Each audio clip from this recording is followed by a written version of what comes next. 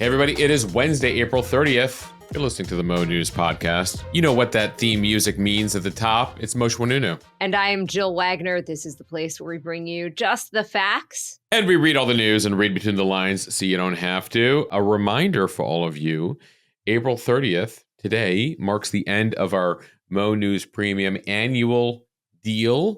And so if you haven't joined Premium today is your last chance to go get that 20% off an annual membership where you get access to weekend news, you get access to our Q&As, our workshops. We're doing a workshop on tariffs next week. I know all of you are very interested on that. It impacts everyone.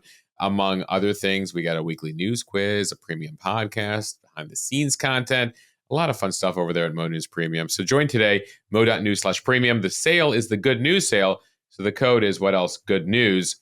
Again, today is your last day to go get it. So log in, mo.news/premium. Code is good news. And join the party. What are you waiting for? The water's warm, they say, Jill. Jump right in. Get in the deep end. We have floaties available for you. If you don't want to get your hair wet, you could go. We provide you metaphorical news floaties so you can deal with whatever the headlines. Okay, here are the headlines. Starting with tariffs, it is looking like the U.S. is about to close its first trade deal, possibly with India. And the White House taking aim at Amazon over its reported plan to show the cost of the tariff next to the original cost of the item. Yeah, we'll tell you, this is one of these news stories that evolved over like 5 hours yesterday. A report from Harvard on antisemitism and Islamophobia on its campus, just how toxic the environment has become. Lead poisoning forcing schools to close in Milwaukee, and the CDC reportedly nowhere to be found. What is going on? To the war in Ukraine, what Russian President Vladimir Putin really wants in order to agree to a ceasefire. A follow-up on Canada's election, what the new prime minister is saying about relations with the United States. Fighting words from Mark Carney. Starbucks plan to fill orders faster. Is it working? And as Beyoncé's Cowboy Carter tour kicks off, there are thousands of cheap tickets still for sale. But some fans apparently not happy. We'll explain. Tickets too expensive, not happy. Tickets too cheap, not happy. Plus Moshe is on this day in history. Sweet like candy to my soul. Sweet you rock and sweet you roll. Those of a certain era will know today's clue on this day in history. And that would be my era. Jill, we try to, I really got to start teasing stuff that's not in your era. But we're in the same era, Moshe. We are. We that's why I don't like to use the word unbiased, right? I like to use the word nonpartisan or fair in how we cover things, because we certainly have our biases, including our music biases, Jill. That's probably the most biased part of our coverage. On this day in history. Yeah. I guess that's pretty good. No, that was terrible. That was great. Like, that needs to happen again. Like, what happened to that? Like, that's where we let loose. So if you don't listen to the other podcast, folks, you're missing out. You're missing out on a lot. All right, starting with the latest on tariffs, Commerce Secretary Howard Lutnick on Tuesday said the Trump administration has reached its first trade deal, but he said it wasn't completely finalized, so he wouldn't name the country involved. The thinking is it's India. President Trump said Tuesday that negotiations with India are, quote, coming along great, and he thinks that we will have a deal with them. Treasury Secretary Scott Bessent also saying the administration has held substantial talks with Japan over a possible trade deal, and also that the, quote, contours of a deal with South Korea are also coming together. As for the big kahuna, China, Commerce Secretary Howard Lutnick says it's the Treasury Secretary Scott Bessent who will be dealing with those negotiations, but no word on a status there. Yeah, Lutnick is handling like the rest of the world, like 80 to 100 different countries. China is Bessent's deal. It should be noted, by the way, that we already have a free trade agreement with South Korea. It was signed back in 2012 during the Obama years, but Trump believes that even the existing deals are unfair, which is why he launched tariffs even on countries we had free trade agreements with, like South Korea. And so, we'll wait to hear on how these deals go and what they involve and how different they are from the existing relationships we have with these various countries. That's something we will watch out for. So far, the markets are liking that. The markets reacted very positively to that announcement yesterday, even with the existing 10% tariff on nearly the entire globe and the 145% tariffs on China. It's been about a month since what they dubbed was Liberation Day took place. That's when Trump first rolled out those massive tariffs. Some of them already rolled back here. Some of them paused for 90 days. The China one, really key here, given our relationship with China, given just the amount of things we buy from China, $500 billion worth of goods, and the amount that China buys from us. So whether it's toys, electronics, furniture, clothing, etc., finding a deal there with the Chinese is going to be key here. It does come, as we got the latest evidence yesterday, in a consumer survey about how Americans are feeling about the economy. Not so great. Consumer expectations fell to the lowest level since October 2011. So that goes back, nearly about 14 years there. And it did come out on 100 days in office for Donald Trump, as the administration at the same time was touting, what they believe are their economic wins so far. That the jobs numbers, the unemployment numbers have stayed low. So we've seen some growth there. They like to also point at the dozens of companies that have made promises to move manufacturing or build plants here in America as part of the fallout of the tariffs. Nonetheless, the American people right now, given what they've seen unfold with their 401ks, what they're seeing happen in the markets, not feeling great about where things are going. This measure that came out yesterday, the Conference Board number, very nonpartisan number, the market looks very closely at it. They found that the consumer confidence numbers fell to 54.5. That is well below their 80 level, which is the level, if you're above an 80, we're not having a recession. If you're below an 80, a recession is likely. We're at a 54 right now. And that's just how Americans feel right now when it comes to the labor market, when it comes to the price of things. And when people don't feel confident in where the economy is headed, what do? They spend less. And when they spend less, that means businesses suffer, right? Businesses can't grow. Businesses can't employ new people if they're selling less things. And we're a very consumer-driven economy. So, when you look at these numbers here, a lot of concern. Remember, Trump was elected partially based on his promise that he was going to lower the price of everything, that, Kamala Harris was going to lead us to a recession or depression and a market crash. And what's happened on his watch? Well, the market's down anywhere from 10 to 20%. Numbers have recovered a bit in the last couple of weeks since he brought back some of those tariffs that he had imposed. Nonetheless, we do have a 10% across the board tariff on the world on all goods coming into the country, which even conservatives, Republicans, even Trump's former Treasury Secretary, Steve Mnuchin, call a consumption tax. And so ultimately, there is this concern that the price of things not going down, but going up here. And so one of the things we'll be watching for is these various trade agreements. And while the first 100 days have been really a whirlwind, a roller coaster, if you will, when it comes to all things economics, this next 100 days is really going to be an indication to us on how Americans are feeling, what the price of things are going to be.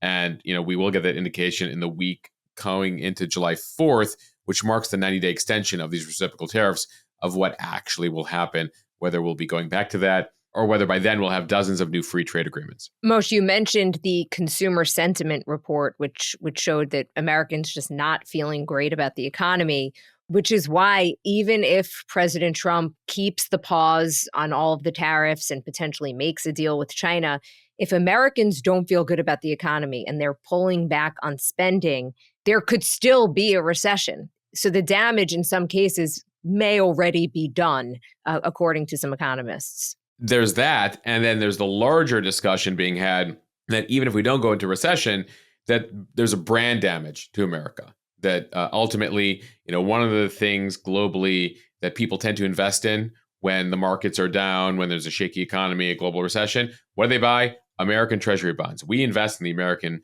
bonds because we trust in America, and we know that they're good on their debt, and we know that it's a reliable country. And look what's happened in the past couple of weeks. The price of bonds has gone up because people are like, I don't know if I want to invest in America. And the dollar is weaker. So there's a larger brand damage that even conservatives who supported Trump here on Wall Street will say, yeah, some damage has been done, and that's going to take some time to revive trust in this country again. And Moshe, then there was this back and forth between the White House and Amazon on Tuesday. So in an interview shortly after the tariffs were first announced last month, Amazon CEO Andy Jassy, he said that Amazon sellers would likely be passing along the costs of tariffs to consumers, which is kind of what we knew. So in the case of Chinese goods, that would mean Americans would be paying more than double potentially what they were paying originally. Well, this week, Amazon had said that it would display the added tariff costs next to the product prices on its site. And we're not talking about the main Amazon storefront, but on Amazon's Haul service, which is something they recently launched. It's considered a low-cost storefront. Have you used that yet, by the way? That was the first I was hearing of Amazon Haul. I've never heard of it, no. It's like their competitor, like Temu and stuff. Like everything is $20 or less. I'm gonna have to check that out, actually. But I love the idea. It sounds like it's Amazon's kind of like dollar store. Exactly. And that's where allegedly they had this plan that they were thinking about to say, hey, this is the price of stuff, and this is, the percentage cost increase that's attributed to these tariffs. So here's a question about all of that at the White House press briefing. Here's the reporter question and how they answered it. Amazon will soon display a little number next to the price of each product that shows how much the Trump tariffs are adding to the cost of each product. So isn't that a perfect, crystal clear demonstration that it's the American consumer and not China who is going to have to pay for these policies? I will take this since I just got off the phone with the president about Amazon's announcement. This is a hostile and political act by Amazon. Why didn't Amazon do this when the Biden administration hiked inflation to the highest level in 40 years? So that was the White House press secretary, Caroline Leavitt. Of course, it's not really a good comparison there, given that it wasn't one specific policy or tariff that was responsible for inflation. So it would have been impossible to assign a specific dollar amount next to an item. Regardless, it was not long before Amazon reversed course. So, Jill, here's your timeline on Tuesday. 5 a.m., Punchbowl, the newsletter, comes out with the headline that Amazon's considering this. 8:30 a.m., the White House is asked about this. Sometime therein, there's also this call by Donald Trump to Jeff Bezos, and Trump acknowledges this, complaining about it. By about 11 a.m., there was a statement from Amazon saying, yeah, we're considering it for Haul. It's not happening. So there's your 6-hour trajectory of that story. For those interested in that Trump-Bezos conversation, here's a quick soundbite of Trump discussing it yesterday. Great. Jeff Bezos was very nice. He was terrific. He solved the problem very quickly. And he did the right thing, and he's a good guy. So second richest man in the world, talking to the most powerful politician in the world. Remember, Bezos was at the inauguration. He's tried to play nice here. He has made some changes at his Washington Post when it comes to their editorial page, which has been noticed by the White House. Remember, Bezos, between all of his companies, has a lot of business with the federal government. And so he's tried to play nice in the sandbox this time, whereas the tech CEOs during the first Trump term were very critical of Trump. This time it's been very different. You remember those images from the inauguration of all those various CEOs sitting there. And I think it was the second or third row in front of the cabinet at the inauguration. You had Bezos, you had Zuckerberg, you had Elon Musk and company. And so here you had Amazon, which tries to be transparent. And we should note that, ultimately, when you look at the price of something, you're like, well, I wonder why it's that price. And so you'll see the price of it. You'll see the taxes. You'll see the shipping and handling. And so the thinking at Amazon was, well, tariffs are effectively a tax. This is why, this now costs 20% more, or 50% more. In the case of some of these goods coming from China, there's 145% tariff on it. So it was a way to make transparent how much of that cost, of the tariff cost, is being passed along to you as the consumer. But of course, the optics aren't great. And the White House was very angry about that. And so it appears they were able to get this shut down pretty quickly. Remember, Bezos doesn't run day-to-day things at Amazon, but he is the founder of the company. He does own, I haven't checked the latest numbers, Jill, but tens of billions of dollars in stock at Amazon, is the largest shareholder there. So ultimately has a lot of influence over what happens at the company that he founded. So a notable thing there. It was interesting, Jill, listening to people's reactions yesterday on the Instagram feed, because you had people who, there's a lot of people very critical of Amazon for a variety of reasons, who are like, oh my God, go Amazon for doing this. And then people several hours later being like, oh my God, Amazon folded to the government. Like, what the hell, Amazon? So, watching these stories evolve have been very interesting to watch, but it's the latest indication of just the amount of power that the president currently yields. And that as far as Jeff Bezos is concerned, he didn't want to pick a fight on that. All right, now to a new report on anti-Semitism and anti-Arab, anti-Muslim bias at Harvard. A Harvard task force released this multi-page report on Tuesday. It comes as Harvard is fighting the Trump administration over accusations of anti-Semitism, with the Trump administration threatening to pull billions of dollars in federal funding. Well, this new report found that anti-Semitism had infiltrated coursework, social life, and the hiring of some faculty members. It found that anti-Semitism was more pronounced in parts of the university that have a social justice bent, like the Graduate School of Education, the Divinity School, and the School of Public Health. And then there was a separate report on anti-Arab, anti-Muslim, and anti-Palestinian bias on campus. It found that 92% of Muslims surveyed say they believe that they would face an academic or professional penalty for expressing their political opinions. Many felt, quote, abandoned and silenced. In response, the president of Harvard, Dr. Alan Garber, apologized for the problems that the task force revealed, and he promised that he would address them. So some of the specifics here are pretty shocking. The report on anti-Semitism recounted an episode in which a student asked not to work with an Israeli partner, and the instructor granted that request because, in their view, a student who supported the cause of an oppressed group should not be forced to work with a student identified as a member of an oppressor group. Jill, reinforcing all of this, there were Jews told at university-run training sessions about privilege that they were even more privileged than white people because they were Jewish and white. And, some remarkable details here. In another episode, a new medical student recounted arriving for visitation day, encountering students yelling "Free Palestine," discouraging Zionists from attending the school. Zionism, of course, is just the belief that Israel has a right to exist and that Jews have a right to a homeland. The report said that some courses on Israel and Palestine were disproportionately taught by non-tenure track faculty members. Translation, people who aren't in there for the long term, and that means they're not as carefully vetted as more senior faculty. Many of their courses, partisan, political, and not thoroughly looked at by the various departments because, of course, these professors are just there temporarily. So the report notes that some of these issues existed before October 7th, 2023, but after that, there was a, quote, avalanche of posts by members of the Harvard community trafficking in anti-Semitic comments and stereotypes.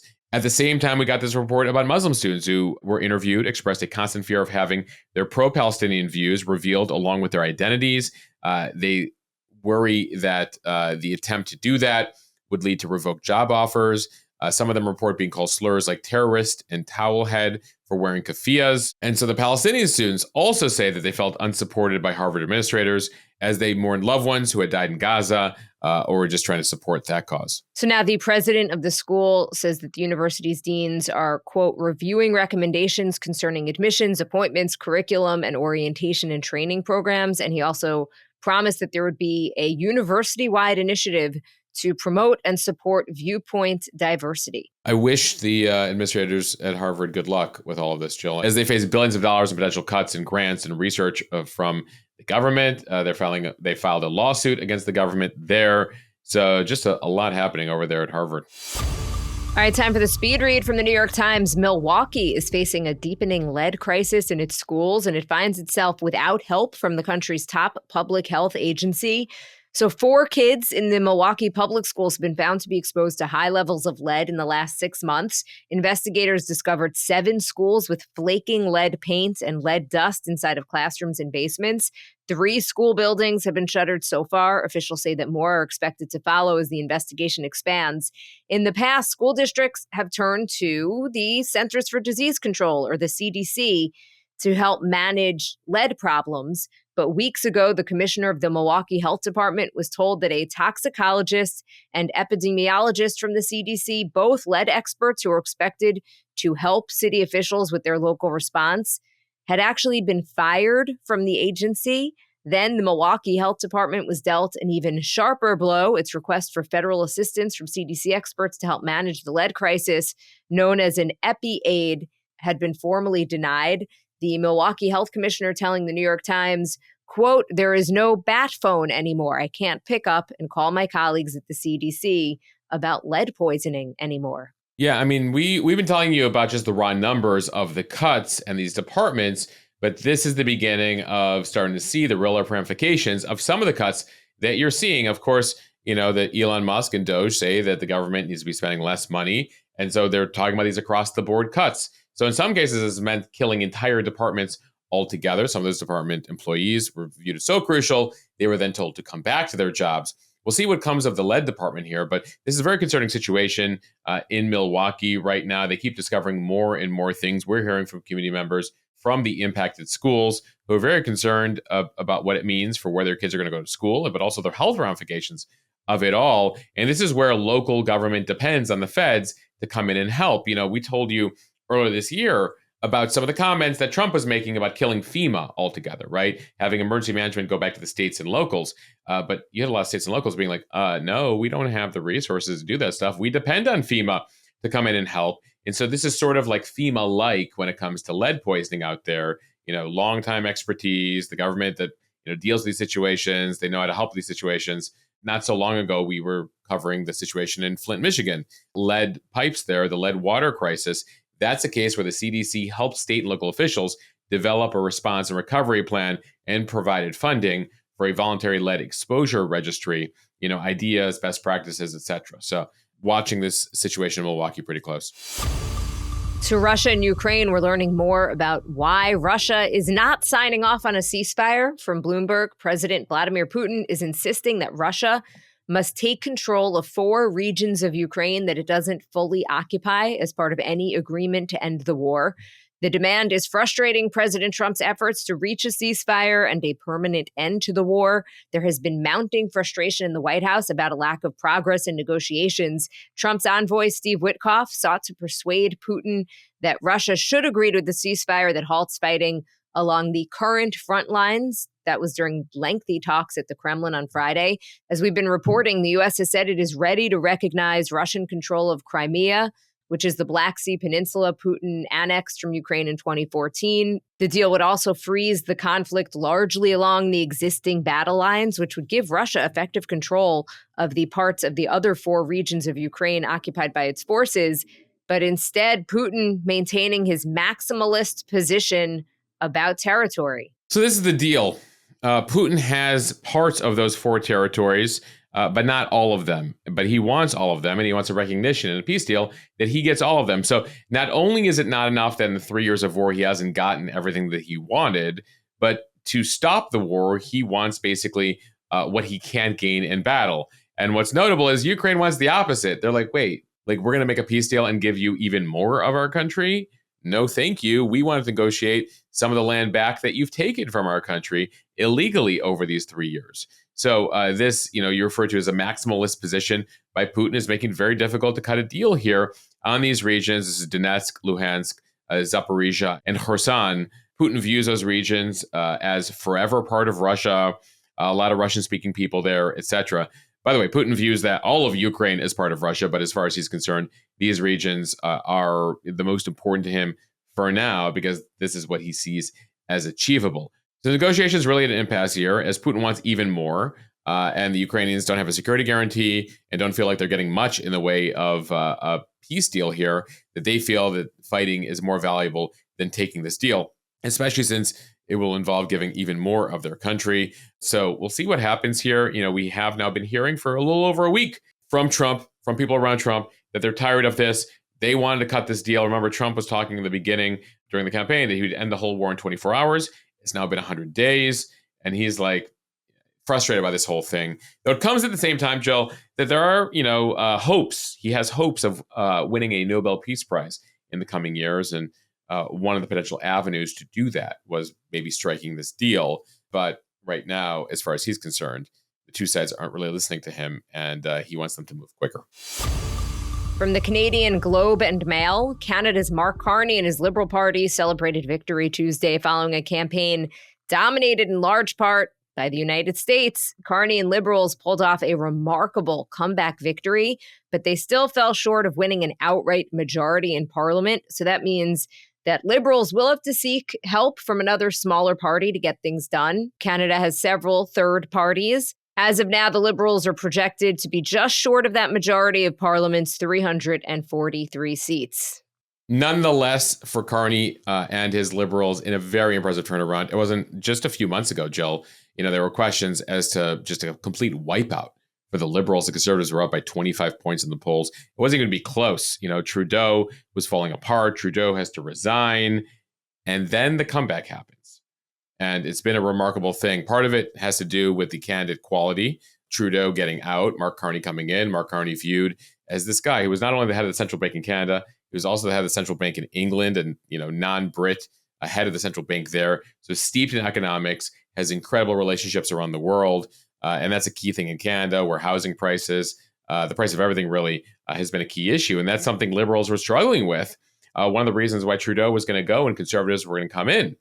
Enter Donald Trump and his talk of tariffs, his trade war, and his just daily chit-chat about making Canada 51st state, 51st state, 51st state. You're not allowed to be a country. You're not going to be a country anymore. Just going after their sovereignty, which Canadians are like, oh my God, this guy's real about this. And Trump has said this multiple times. Like, yeah, Canada should be a 51st state. Yeah, I think that everybody thought he was kidding at first when he was writing those messages on Truth Social. But as time has gone on, it appears he is quite serious.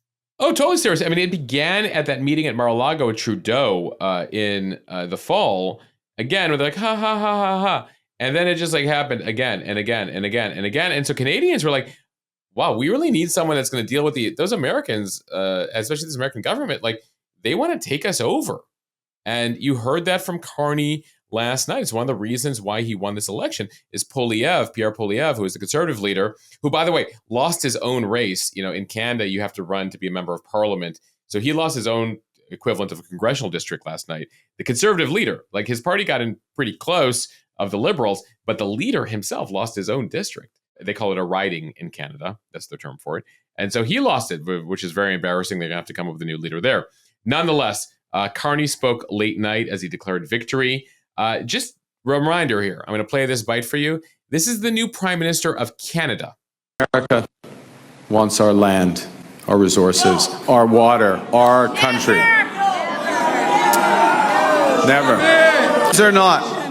These are not idle threats. President Trump is trying to break us so that America can own us. That will never, ever happen.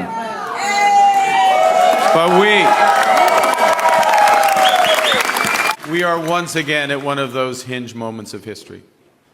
Our old relationship with the United States, a relationship based on steadily increasing integration, is over. The system of open global trade, anchored by the United States, a system that Canada has relied on since the Second World War, a system that, while not perfect, has helped deliver prosperity for a country for decades, is over. We are over the shock of the American betrayal, but we should never forget the lessons. So you heard it there, Jill.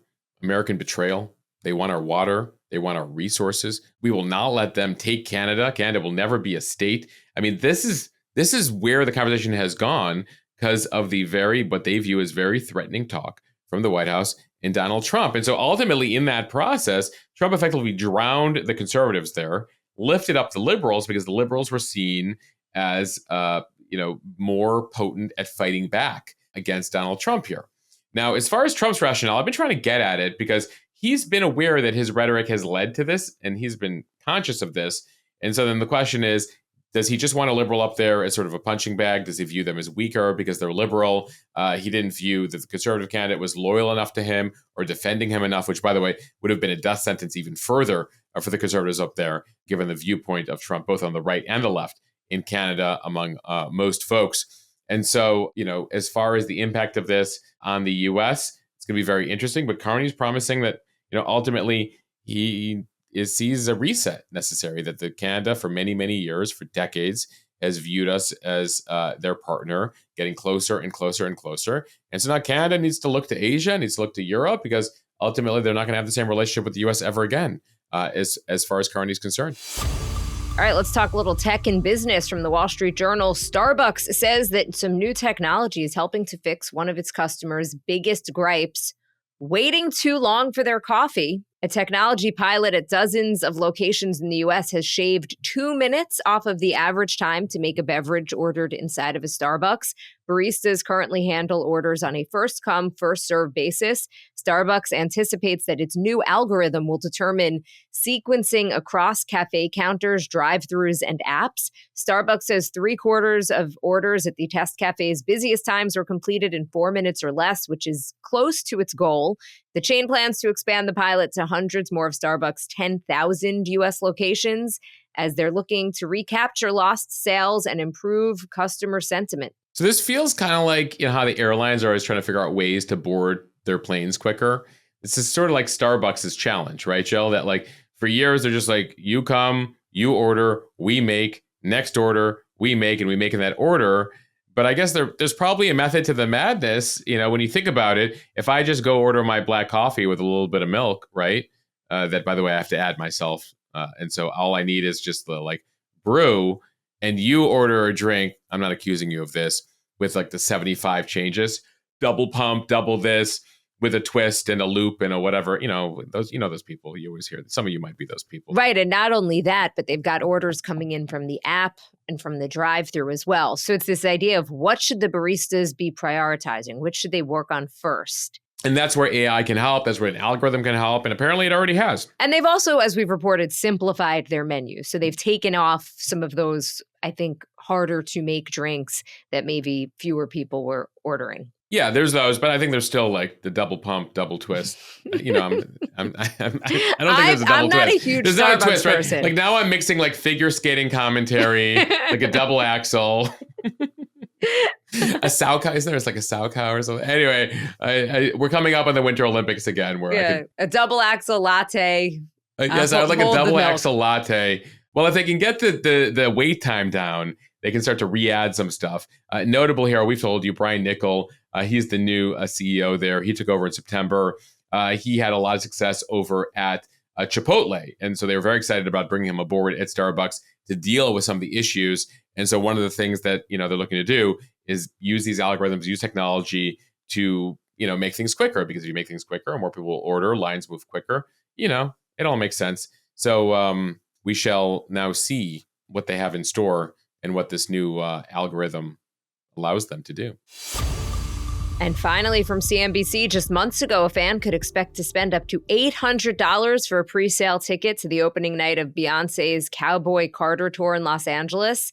But hours before the doors to SoFi Stadium are set to open Monday as she kicked off her latest tour, tickets for night one of the tour had dipped to as low as $57.50, and thousands of seats appeared to remain available in resale markets, including on Ticketmaster.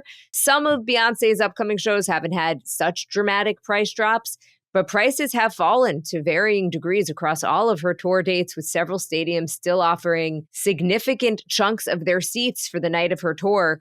The lower prices have generated a mix of surprise and also some resentment, with some concert goers saying online that it is the latest instance in which they felt a lot of frustration over this process to buy tickets. The next concert I should mention is tomorrow night. She's doing LA through May 9th, and she's got Chicago in mid-May, Jersey, London, Paris, Houston, Atlanta, DC, and Vegas. Takes you through July there. They've had a lot of backlash because tickets have gotten super expensive. Then you have all those companies that buy up tickets and then sell it on the second market for even more expensive.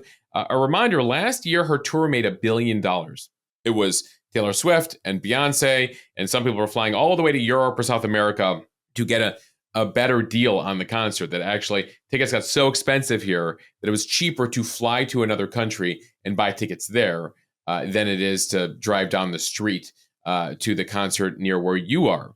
Now, the question, of course, is why here? There's been speculation as to whether it's just consumer exhaustion in general. We've talked about the larger economy, or whether it's specific to Beyoncé, that people are sort of like, yeah, she was on tour last year, and I don't really need to see her this go around. So whether exhaustion is general consumer or specific to Beyoncé. If you are looking for these tickets, though, and you actually would want to go and get a deal here, if you look on TikTok, like Beehive TikTok, a number of her most fervent fans are sharing tips on how you can get a deal and navigate the upgrade process for tickets as well, because apparently there's a whole deal at Ticketmaster that stipulates that buyers can change or upgrade their tickets only for ones that are equal or greater price than your current tickets. And so if you have, like bad tickets or tickets further away and you want better tickets, right now those better tickets might even be cheaper than the original tickets farther back. And that's the issue with the upgrade that I guess people are facing. There is no winning in this process of going to a concert. It's torturous to get tickets. It really is. There is winning. If you're Beyonce, you're winning. Right. If you're Taylor Swift or Beyonce, right. If you're the won. Artist, if you want to go see them, you lost. If you're Ticketmaster, you're fine. It's the consumers. The consumers lose. It's us. It's us. It's always us. All right. Now we conclude as always with On This Day in History. We begin in 1939. Happy 86th birthday to television. On this day in history in 1939, NBC hosted the first live TV broadcast at the New York World's Fair. On this day, it featured Franklin Roosevelt speaking. By the way, Jill, we were talking about the World's Fair last week. I learned, because our Mo News audience listens and answers our questions when we pose them, that this year's World's Fair, first of all, the World's Fair is still going on. We just don't hear about it as much. And this year's World's Fair is happening in Osaka, Japan, over a few months. And Jill, Alex and I are headed to Japan in June on vacation. We will be stopping by Osaka. So I might go see my first World's Fair. Look at that. I actually heard from a few people as well who said the World Fair is very much still a thing, but Yes. I did not know where it was this year. So cool. Great. I'll send some you all a on-site picture reporting. and some videos and maybe file something for this podcast. I'll let you know. On this day in 1975, the Vietnam War ended as the South Vietnamese capital of Saigon fell to communist forces. By this time, Nixon had already resigned. Gerald Ford had taken over. He was unable to convince a hostile Congress at that point to make good on Nixon's earlier promises to rescue Saigon from a communist takeover. At that point, the U.S. had made a lot of promises. The war had gone on for a very long time, and America just wanted out no matter the circumstance. A major moment in TV history and LGBT history on this day in 1997, Ellen DeGeneres' character on the ABC series Ellen announced that she was gay. It was a big deal, folks, in that era for a primetime actress and character to come out as gay. It was on the cover of all the magazines after that. Though she does blame that moment as to why the series was quickly canceled. This was her primetime comedy series. She, of course, would then get that daytime talk show that she would have for years. On this day in 2004, turning 21 today, trying to make Fetch happen, Gretchen on Mean Girls. It didn't happen. It still hasn't happened. But on this day, Mean Girls premiered in theaters, Jill. It still makes me laugh out loud. It's such a That's good so movie. Fetch. It's so Fetch. I'm not like a regular mom. I'm a cool mom. How many moms have you used that line? Oh, and I think they sell jewelry related to that, t-shirts related to that. It's just like Mean Girls, and it's like, and how long it's lasted in culture. Pretty incredible. Going back to my song quote from earlier in the podcast, you knew who that was from, right, Jill? It was Crash. It was Crash. Yeah, sweet like candy to my soul. My best Dave Matthews impression. Sweet you rockin'. Oh my gosh, I think mine's worse. Anyway, on this day in 1996, Dave Matthews released his second studio album, Crash. This was like an iconic. If you were like in junior high or high school or college at that time, like Crash, this was a huge album and probably still gets some of the biggest cheers when he performs on his concert tour. So Crash, turning 29 years old today. And finally, in music, on this day in 1991, Boyz II Men debuted Cooley High Harmony, the album, which, of course, Motown Philly back again, gave us that. So that turns 34 today, believe it or not. Most, you're really bringing it back to your Oldsmobile Cutlass days. Spoiler and all. That's a deep cut to yesterday's On This Day in History. Yes, my first car in high school was my grandmother's Oldsmobile. Though, if you weren't here yesterday, my dad put a spoiler on it to make me feel cool. And yes, I was blasting Boyz II Men, ABC, BBD. Is that how that goes? Yeah, I think so. You know how I was sometimes, about to sing it, but I was you I think don't you know all the words. lyrics, and you've been saying it wrong for 30 years, and I'm going to just stick with it. And one of you can correct me in the DMs, as you do. Most, because back in the day, we didn't have the internet to just look up all of the lyrics, and you didn't play Spotify with the lyrics playing as you were listening to it. So we were kind of just guessing, or you'd have to actually go to the CD booklet and The CD open booklet, it and up. if you were lucky, Yes. the CD booklet had the lyrics to each song in Yes. it. Sometimes they were a little lazy, they didn't do that, and sometimes they did. And then you just sing along with the booklet, kiddos. We didn't have the internets. The good old days. Yes. All right, everyone. We're so old. We sound we're so so old. Thank you all for listening to the Mo News podcast. If you like what you hear, please share this with your friends. It will help us grow. Follow us, subscribe so you don't miss an episode, and keep those reviews coming in the App Store. They really do help, so we appreciate them. ABC, BBD. The East Coast, what is it? I don't know. Doing I don't a know. little East Coast swing. I don't know. I was going to say like East Coast Jam. You're close. You're close. Close. That works. See you guys tomorrow. Thanks for listening to the Mo News podcast. Have a fantastic day. I hope you enjoyed. What's the name of the character in Mean Girls who tries to make fetch happen? Gretchen. Gretchen Whitmer. Stop trying to No, make... Wieners. Oh, yeah, Gretchen Whitmer. Whitmer. Oh, my Gretchen God. Whitmer. Remember the governor of Michigan? Who once starred in Mean Girls. Okay.